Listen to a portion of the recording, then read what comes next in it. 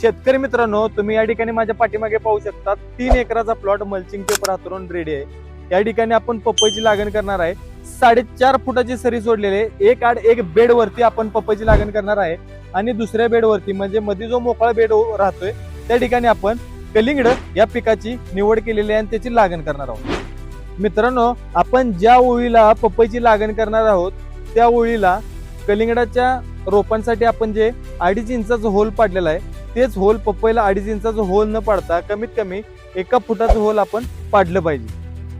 कलिंगडाच्या रोप लागणीसाठी आपण जे 2.5 इंचाचं होल पाडतो तेच पपईचं रोप लावत असताना आपण होल 1 फुटाचं पाडलं पाहिजे. त्याच्या पाठीमागचं कारण म्हणजे पपईचं झाड अतिशय सेन्सिटिव्ह असल्यामुळं जी मल्चिंग पेपर मधून वाफ येते ती वाफ आपल्या खोडाला लागून पपईच्या त्या ठिकाणी रोपांची मर होऊ शकते.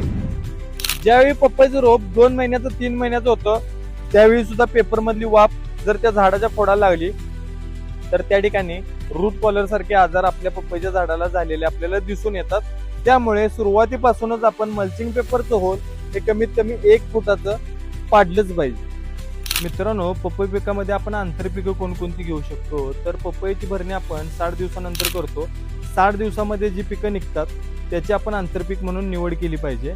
यामध्ये कलिंगड, त्यानंतर खरबूज, झेंडू ह्यासारख्या पिकांची आपण निवड करू शकतो. तसेच काही शेतकरी आल्यामध्ये सुद्धा पपईची लागण करतात. पण आंतरपीक करत असताना पहिल्या वर्षी पपई करत असणाऱ्या शेतकऱ्यांनी त्याची निवड करू नये.